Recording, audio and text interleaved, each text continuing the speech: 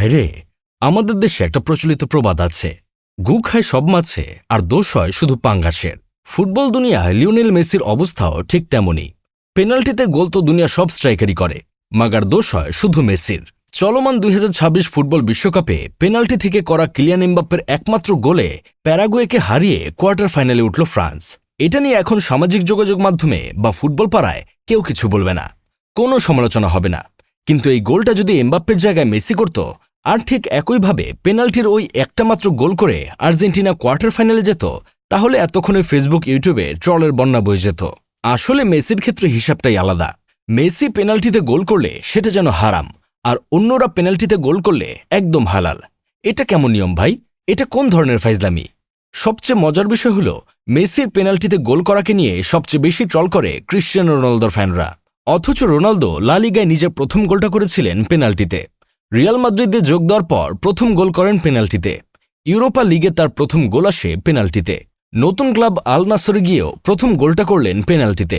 শুধু ক্লাবে নয়, দেশের হয়ে 2006 সালে বিশ্বকাপে নিজের প্রথম গোল করেন পেনাল্টিতে, এবং এই চলমান 2026 বিশ্বকাপে নকআউট পর্বে নিজের প্রথম গোলটাও করলেন সেই পেনাল্টিতেই।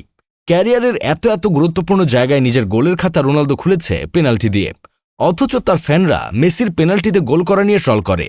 তবে ভাই, এই বিতর্কের বাইরে গিয়ে যদি ম্যাচের কথা বলি, যাই বলেন না কেন, 2026 ফুটবল বিশ্বকাপে সবচেয়ে বিরক্তিকর ফুটবল ম্যাচ ছিল এই ফ্রান্স বনাম প্যারাগুয়ে ম্যাচটি। এই ম্যাচে মাঠে ফুটবল খেলা কম হয়েছে, প্লেয়ারদের মধ্যে কামড়াকামড়ি ছিল বেশি। খেলা দেখে বারবার মনে হচ্ছিল হাই ভোল্টেজ কোনো ফুটবল ম্যাচ নয়, বরং নামকরা রেসলিং খেলোয়াড়দের ফ্রান্স আর প্যারাগুয়ের জার্সি পরিয়ে ফুটবল মাঠে নামিয়ে দেওয়া হয়েছে।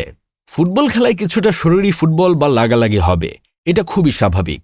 তাই বলে এতবার মাঠে দুই দলের আচরণ দেখে মনে হচ্ছিল একদল যদি সিনেমার খলনায়ক ডিপজল হয়, তাহলে আরেক দল হয়ে গিয়েছিল মিশা সওদাগর। পুরো খেলায় ফাউল হয়েছে মোট 23টা, আর রেফারিকে হলুদ কার্ড দেখাতে হয়েছে 3টা।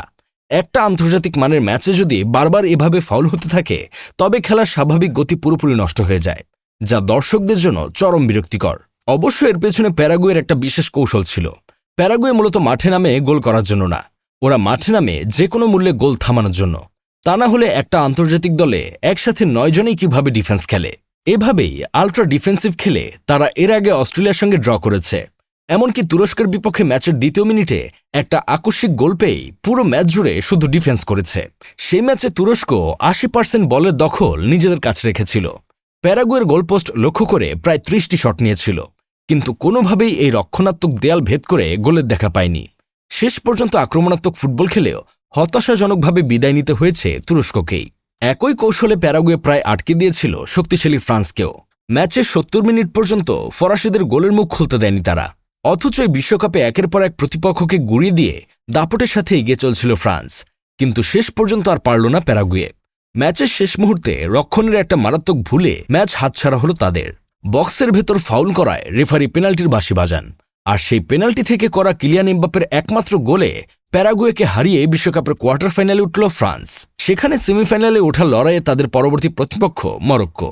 যাই হোক, শেষমেশ আমি গোলাম হোসেন একটা কাজের কথা কই, পেনাল্টি তো ফুটবলেরই একটা অংশ, এটা কোনো অপরাধ নয়।